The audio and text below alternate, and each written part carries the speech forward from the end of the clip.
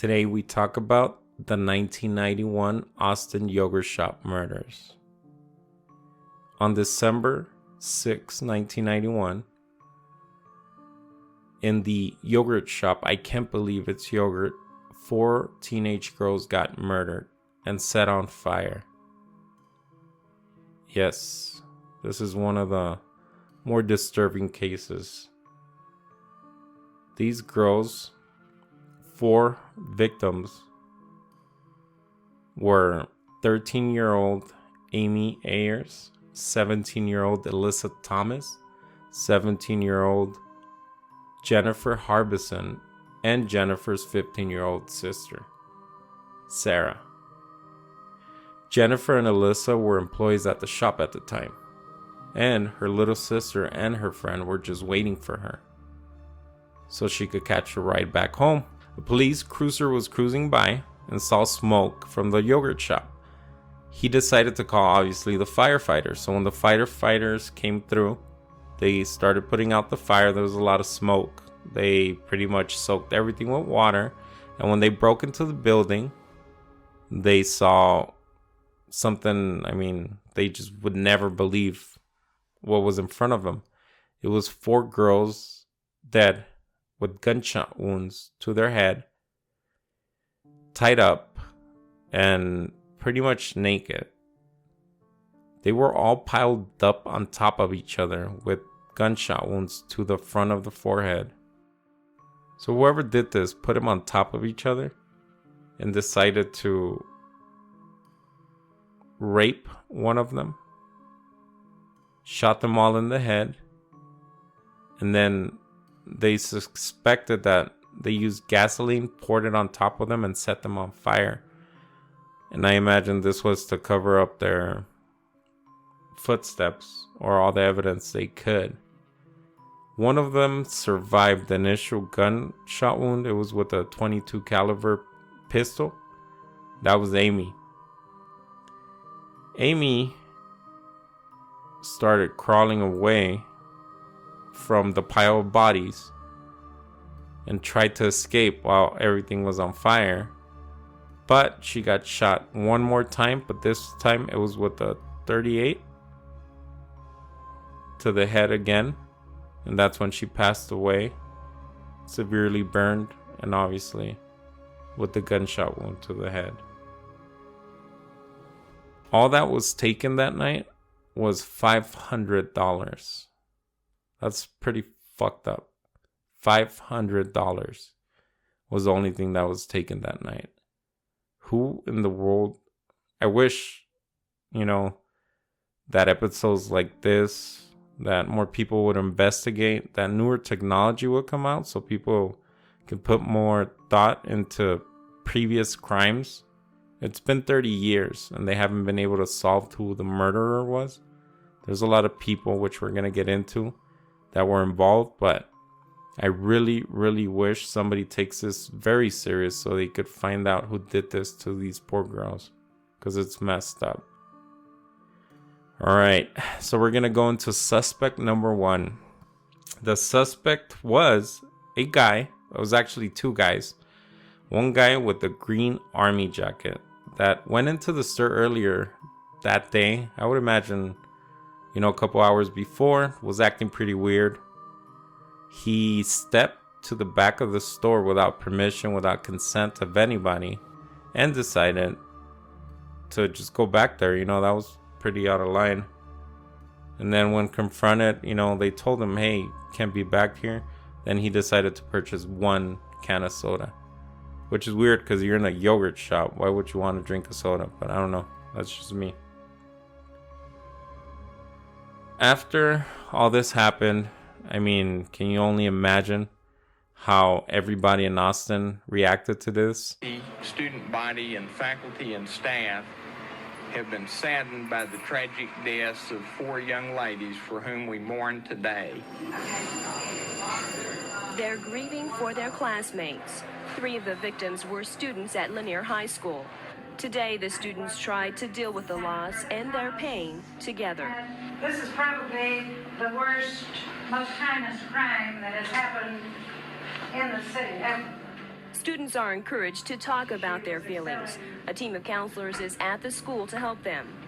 There are so many questions and fears now about things many of these teenagers never even thought about. I mean, they died and they were so, they were our age. And I mean, it makes you really think, tomorrow isn't promised. Everybody started going crazy. The whole school was mourning their loss. I mean, everybody was just in shock that something like this could happen in their hometown. So, as you know, a huge investigation started. One of the main things from this crime that makes it very hard is that since they set fire to the crime scene, and then after firefighters came to put out that fire and wet everything, it was very, very hard to gather. It was very, very hard to gather any type of, like DNA. Everything was pretty much ruined because of the water and the fire. So this is one of the more important parts on why this case hasn't been solved. So when the investigation originally started, which was a couple days after the murder, they arrested 2 people. 700 leads. Tonight, for the first time, they've named 3 men they want to question in the murders. I want them to look me in the eye, and I want them to tell me why they did that. Their day's going to come. If I don't get to see it, they're going to have their day of facing someone. According to the Mexican police, Saavedra confessed to the November 1991 rape of an Austin woman, as well as to the yogurt shop murders. The 2 men were tried and convicted. However, they were later released from custody when they recanted their confession. The police decided to arrest Alberto Cortez and Porfirio Saavedra, the delivery man. And one of them confessed that they were responsible for the crime. Case solved? Nope, not really. So what happened is that I feel like the police or the detectives were desperate to get the person who was responsible for this to justice, to make sure that, they could calm down everybody. So they tortured this poor guy, and the guy just had enough. So he got convicted, and then later confessed that the cops tortured him so bad that he decided to just say that it was him so they could stop. His case got thrown out because, that wasn't fair. So they didn't find any evidence, DNA evidence of them being in the shop when that occurred. So they couldn't do anything to them and just let them go. Suspect number 2. And this one's kind of crazy. This was an actual serial killer who confessed that he was the one responsible for killing those 4 girls. Kenneth MacDuff. He confessed the day of his execution that he was a murderer. What's crazy is that he actually was around that area at the time when all these murders happened. But police pretty much threw him out because they believed he was just trying to buy time so he wouldn't get executed. There was no DNA match. There was no evidence that could link him to that. And like I said, they believe he was just trying to buy time so he wouldn't get executed that day. But guess what happened? He got executed. So, yeah. In 1999, which is pretty much 9 years later, 4 suspects were arrested. Early this morning, the Austin Police Department, with assistance from other law enforcement agencies, served 4 arrest warrants charging 4 individuals with capital murder. In 1999, well, wouldn't you know it, the gruesome foursome, Maurice Pierce, Robert Springsteen, Michael Scott, and Forrest Wellborn were arrested. On September 14th, 1999, police took a written confession from Michael Scott, in which he stated that he, Maurice, Robert Springsteen, and Forrest Wellborn had murdered the girls. What did he tell you to do? What's going to happen?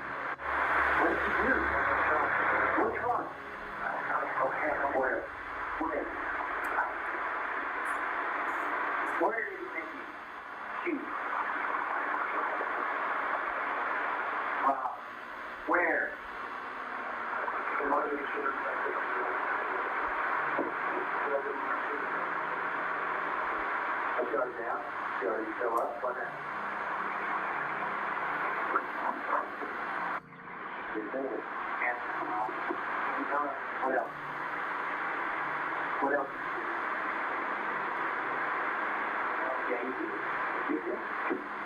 there. That's what you are there.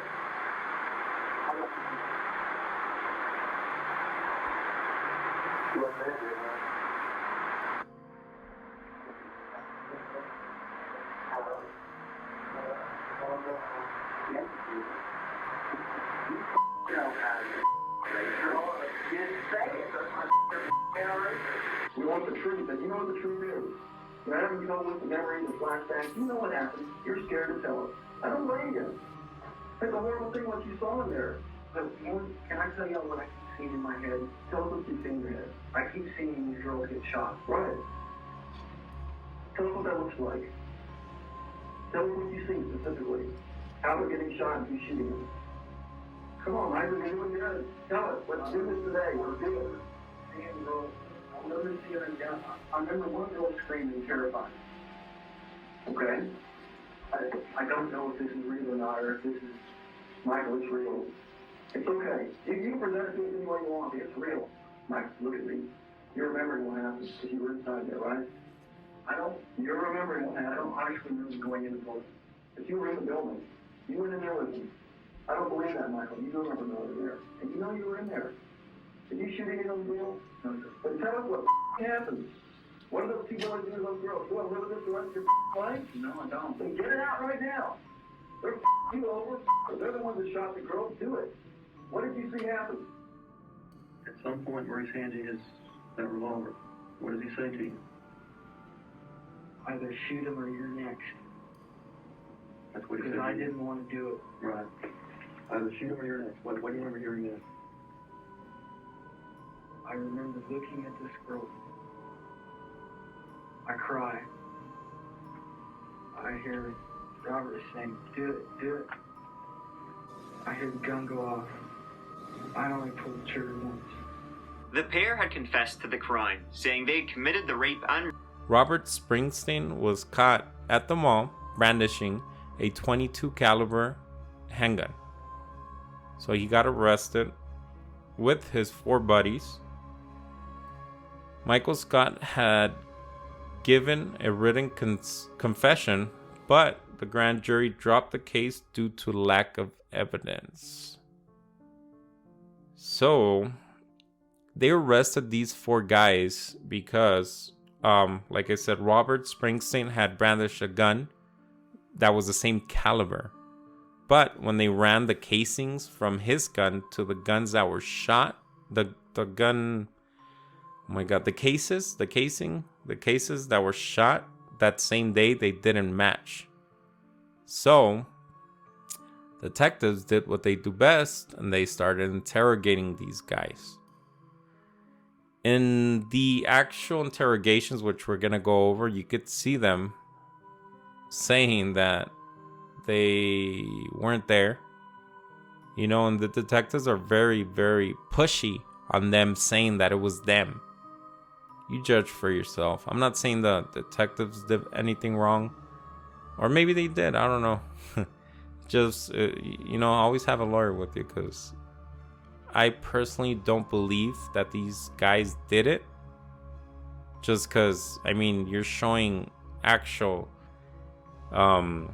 scientific evidence. You know, like the casings didn't match. There's no DNA. So... Michael Scott gave a written confession, but there was a big issue with that. In the interrogation room,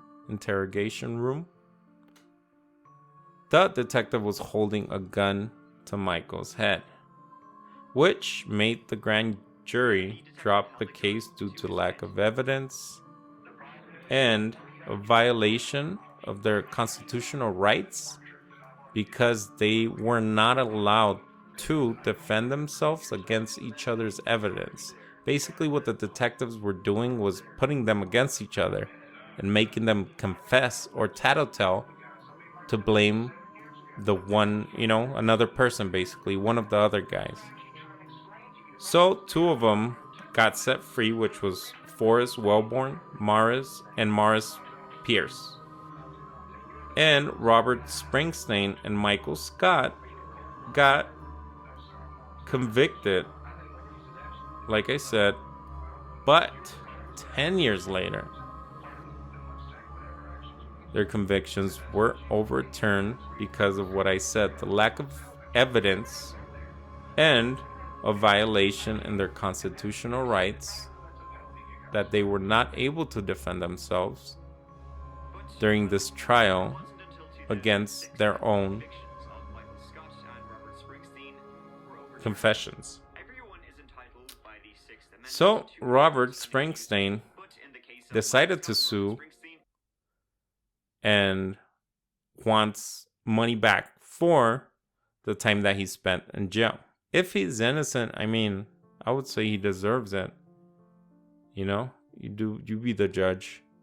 But Michael Scott, on the other hand, got in an incident after being released with a officer. He was being pulled over, decided not to stop, and when he finally stopped, the cop came up to his window to ask him what the hell is wrong with you, and he decided to stab the cop on the neck. So cop decided to shoot him and killed him on the spot, which is pretty freaking crazy. See the girls' pictures, we see the images of the yogurt shop and the scene. That's a reminder at the beginning of our day, at the end of the day, of what we're here working on. We're working with the Travis County District Attorney's Office on a regular basis moving forward on this case and conferring with and meeting with members of the scientific community that are schooled in DNA, that understand the current technology that's available, the current tests that are available, how we could try and identify this sample that you're speaking of. The issue that we run into now is that the sample that we have is not of a quality that we are able to utilize those technologies today. It's our hope that the technology will catch up and be able to process the evidence that we have in this case, or that we'll find a new piece of evidence that may come forward from someone. The good thing is, I think there's people out there that can help us. I think, we are still interviewing people. We still get tips on this case. And I think that's a good, important thing to remember, that, with a case like this, we believe there's someone out there who could know something that could be helpful. Thank you guys for watching another episode of The Vanished Ones. We will continue to post weekly. Please don't forget to like and subscribe.